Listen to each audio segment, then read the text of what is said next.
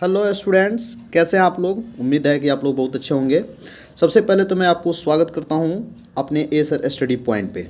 चलिए आज हम लोग पढ़ने वाले हैं बोर्ड मॉडल के कुछ बोर्ड मॉडल महत्वपूर्ण वस्तुनिष्ठ प्रश्नों को, जो फिजिक्स से रिलेटेड होगा और ये आपके एग्ज़ाम के लिए बहुत ही ज़रूरी है। दोस्तों समझिए कि अगर ऐसे प्रश्नों को आप नहीं देखते हैं तो शायद आप क्वेश्चन छोड़ के आने वाले हैं।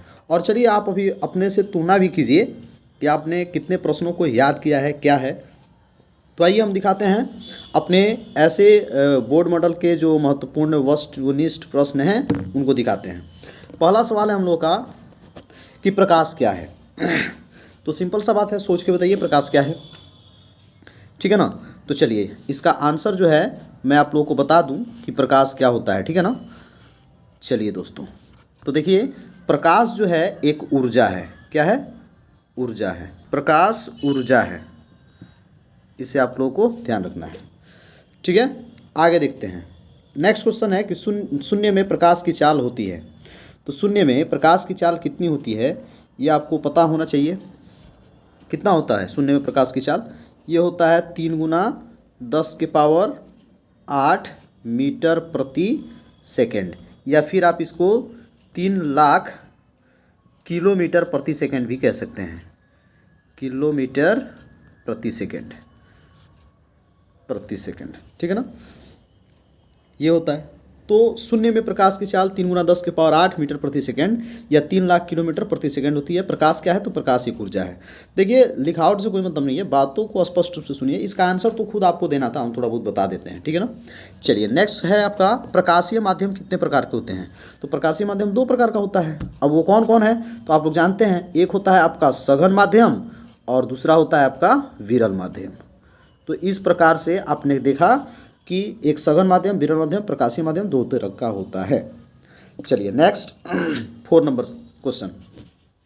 जिस माध्यम का अपवर्तनांक अधिक होता है उसमें प्रकाश की चाल होती है कम। जिस माध्यम का अपवर्तनांक अधिक होगा ना उसमें प्रकाश की चाल क्या हो जाएगी? कम हो जाएगी। Very good. हम लोग अब नेक्स्ट 5 नंबर सवाल को देखते हैं। चलिए इसका जवाब बताइए। हीरे का अपवर्तनांक होता है, कितना होता है हीरे का अपवर्तनांक? जल्दी फटाक से आंसर बताइए। चलिए अभी तक तो आपके दिमाग में आंसर इसका ही गया होगा। हीरे का अपवर्तनांक जो होता है वो 2.42 होता है। 2.42 हीरे का अपवर्तनांक, ठीक है। चलिए नेक्स्ट 6 नंबर सवाल बताइए। सबसे अधिक अपवर्तनांक होता है किसका? सबसे अधिक अपवर्तनांक होता है, सोच के बताइए। तो कुछ कोई नहीं, ये हीरा ही है जिसका अपवर्तनांक सबसे अधिक होता है 2.42। इससे अधिक अपवर्तनांक बाकी अभी तक नहीं है, ठीक है ना।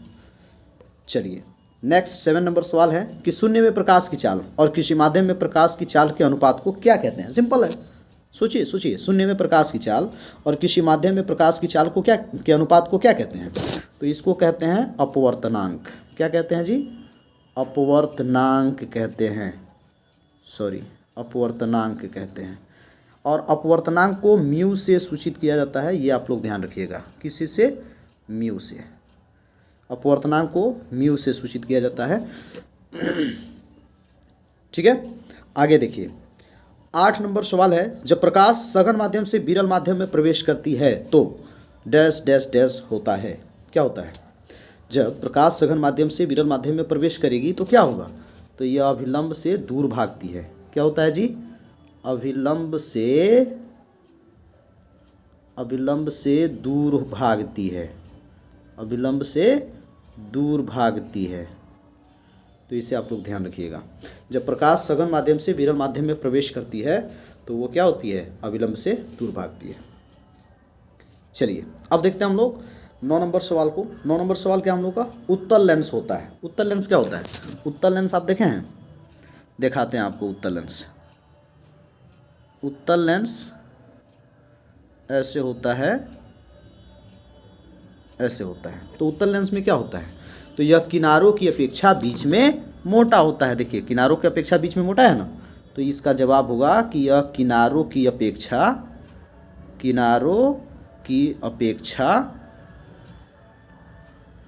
क्या होता है? बीच में मोटा होता है। बीच में मोटा होता है, बीच में मोटा होता है, याद रखिएगा, ठीक है ना। किनारों की अपेक्षा बीच में मोटा होता है। चलिए 10 नंबर सवाल है। नेत्र के रंगीन भाग को क्या कहते हैं? सिंपल बात है, बताइए नेत्र के रंगीन भाग को क्या कहेंगे? चलिए कोई बात नहीं, हम बता देते हैं। नेत्र के रंगीन भाग को हम कार्निया कहते हैं। क्या कहते हैं जी? कार्निया। नेत्र के रंगीन भाग को क्या कहते हैं? कार्निया कहते हैं। ठीक है, चलिए अब हम लोग देखते हैं प्रश्न संख्या 11 को। श्वेत प्रकाश बना होता है। श्वेत प्रकाश बना होता है, किसका बना होता है? तो ये 7 प्रकार की किरणों का 7 प्रकाश से बना होता है, यानी कि 7 प्रकार के रंगों से 7 रंगों से मिलकर बनता है आपका श्वेत प्रकाश का रंग। ठीक है ना, 7 प्रकार के रंगों का 7 रंगों का ऐसे कह सकते हैं, या 7 रंगों के प्रकाश 7 रंगों के प्रकाश का बना होता है, ऐसे इसे काट दीजिए। 7 रंगों का बना होता है श्वेत प्रकाश, यानी श्वेत प्रकाश में 7 रंग होते हैं। ये चीज़ आपको ध्यान रखना है, ठीक है ना। आइए 12 नंबर सवाल देखते हैं। निकट दृष्टि दोष के निवारण के लिए प्रयोग किया जाता है। बताइए, बहुत सिंपल है। निकट दृष्टि दोष के लिए किसका प्रयोग किया जाता है? निवारण, निकट दृष्टि दोष के निवारण के लिए किसका प्रयोग किया जाता है? तो वो किया जाता है अवतल लेंस का। किस लेंस का? अवतल लेंस। अगर आपको दूर दृष्टि दोष कह दे तो उसके लिए आपको क्या लगाना पड़ेगा? उत्तल लेंस। तो क्लियर है यहाँ तक? कोई दिक्कत? उत्तल लेंस किनारों की अपेक्षा बीच में मोटा होता है। नेत्र का रंगीन भाग कार्निया होता है। श्वेत प्रकाश 7 रंगों से मिलकर बना होता है। निकट दृष्टि दोष के लिए अवतल लेंस का प्रयोग किया जाता है। Next 13 number question. नेत्र गोलक का लंबा हो जाने से होता है। अगर नेत्र गोलक आपका लंबा हो जाए तो क्या होगा? आपके आंख का नेत्र गोलक लंबा हो जाए तो क्या होगा? तो निकट दृष्टि दोष होती है। कौन? निकट दृष्टि दोष। निकट दृष्टि दोष। निकट दृष्टि दोष याद रखिएगा, ठीक है। अगला है 14 नंबर सवाल। किसके कारण आकाश का रंग नीला दिखाई देता है? बताइए, किसके कारण आकाश का रंग नीला दिखाई देता है? तो इसका भी जवाब आपको पता होगा। प्रकाश के प्रकीर्णन के कारण। प्रकाश के प्रकीर्णन के कारण जो है आकाश का रंग कैसा दिखाई देता है? नीला। आया समझ में? 15 नंबर सवाल। किसी अंतरिक्ष यात्री को आकाश कैसा प्रतीत होता है? तो बाबू, जब अंतरिक्ष में जाते हैं, वायुमंडल नहीं होता है, जिसके कारण प्रकाश का प्रकीर्णन नहीं हो पाता है, और इसलिए उन्हें आकाश का रंग नीला न दिख करके काला दिखता है। कैसा दिखता है? काला। तो आकाश का रंग कैसा दिखाई देता है? काला। चलिए 16 नंबर सवाल है। सुस्पष्ट दृष्टि की अधिकतम दूरी होती है। तो बाबू बताइए, सुस्पष्ट दृष्टि की अधिकतम दूरी कितनी होती है? पिछले क्लास में हमने आपको बताया था कि सुस्पष्ट दृष्टि की न्यूनतम दूरी 25 cm होती है, लेकिन अधिकतम दूरी कितनी होती है? अनंत। अधिकतम दूरी होती है अनंत। कोई दिक्कत नहीं होनी चाहिए। नेक्स्ट हम लोग चलते हैं प्रश्न पे। 17 नंबर प्रश्न है कि समजातीय आवेश एक दूसरे को करते हैं। समजातीय आवेश या सजातीय आवेश एक दूसरे को क्या करते हैं? बताइए। चलिए बताते हैं। सजातीय आवेश जो है एक दूसरे को प्रतिकर्षित करते हैं। प्रतिकर्षित कहिए या विकर्षित कहिए। प्रतिकर्षित कहिए या विकर्षित कहिए, बात सेम है। तो सजातीय आवेश एक दूसरे को प्रतिकर्षित यानी कि विकर्षित करते हैं। नेक्स्ट 18 नंबर सवाल आपसे क्या पूछ रहा है कि विजातीय आवेश एक दूसरे को करते हैं। तो ठीक इसी का उल्टा है। आंसर आपके दिमाग में आ गया होगा।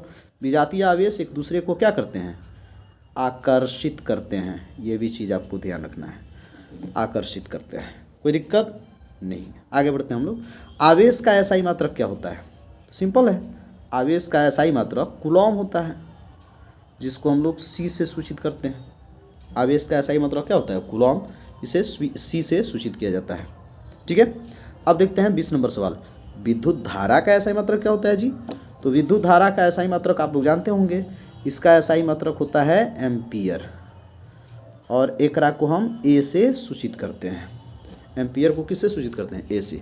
तो सजातीय आवेश या समजातीय आवेश एक दूसरे को प्रतिकर्षित या विकर्षित करते हैं।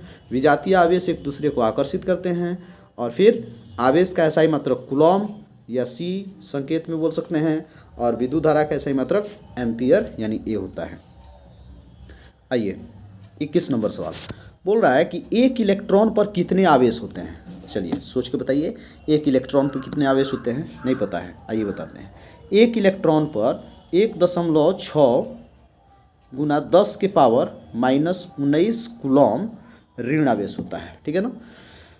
एक इलेक्ट्रॉन पर 1.6 गुणा 10 के पावर माइनस 19 कूलम ऋण आवेश होते हैं। आया समझ में? चलिए, तो ये भी हो गया।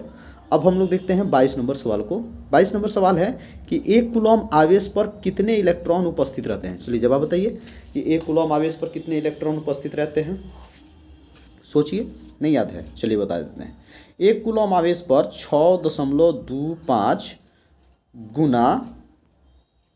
गुना 10 के पावर 6.25 गुना 10 के पावर 18 इलेक्ट्रॉन उपस्थित होते हैं। ठीक है ना।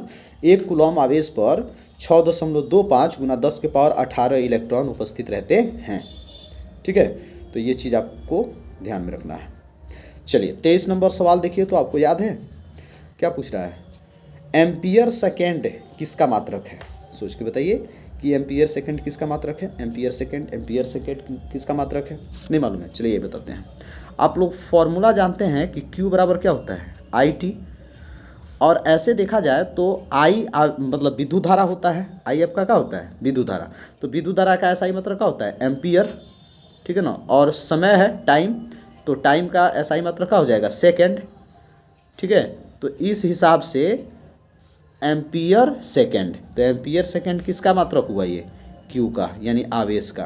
तो एम्पियर सेकेंड किसका मात्रक है, आवेश का मात्रक है। आया समझ में।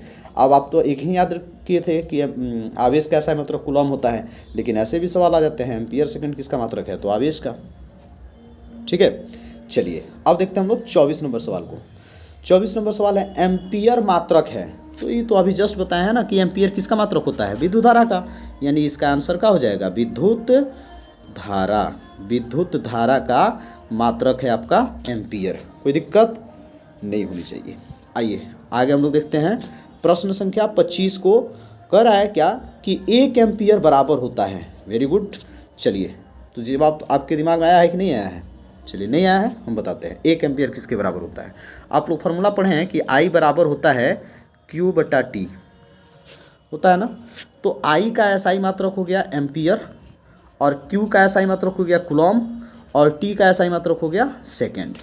ठीक है ना। तो अगर पूछा जाए कि 1 एम्पियर बराबर होता है, तो याद रखिएगा 1 कूलम बटा 1 सेकेंड, यानी कि 1 एम्पियर बराबर क्या होगा, 1 कूलम बटा 1 सेकेंड। ठीक है, ये चीज़ ध्यान रखिएगा, कोई दिक्कत नहीं है।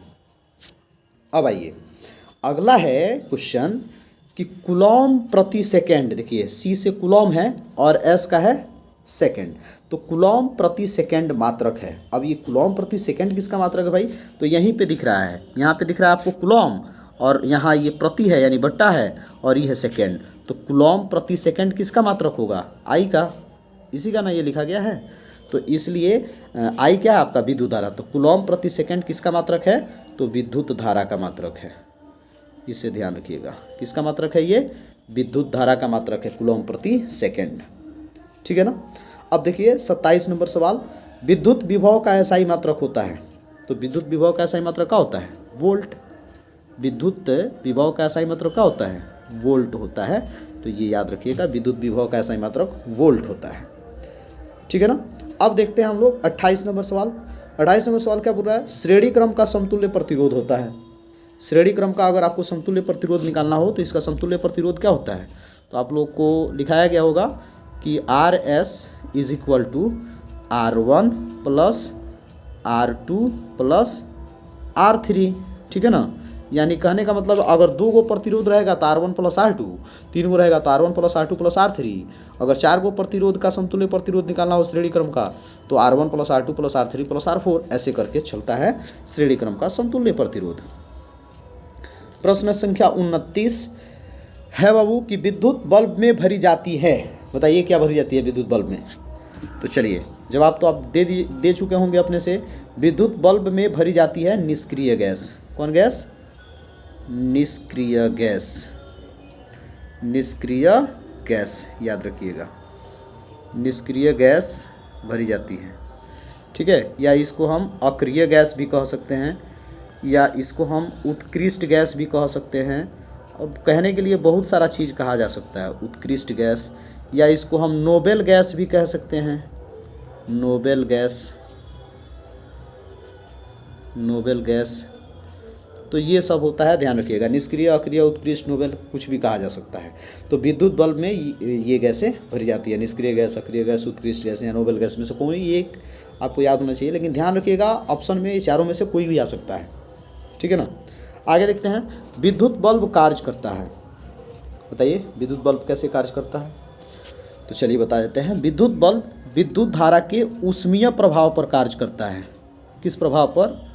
ऊष्मीय प्रभाव पर। विद्युत बल्ब विद्युत धारा के ऊष्मीय प्रभाव पर कार्य करता है। तो ये आपका रहा आपके प्रश्न संख्या 30 का आंसर। तो चलिए बाबू, इस तरह से ये हमारा दूसरा सेट था फिजिक्स का, जिसे हम लोगों ने कंप्लीट किया।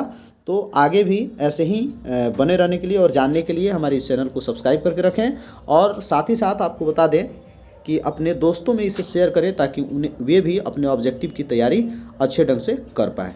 मिलते हैं हम लोग नेक्स्ट वीडियो में, तब तक के लिए धन्यवाद।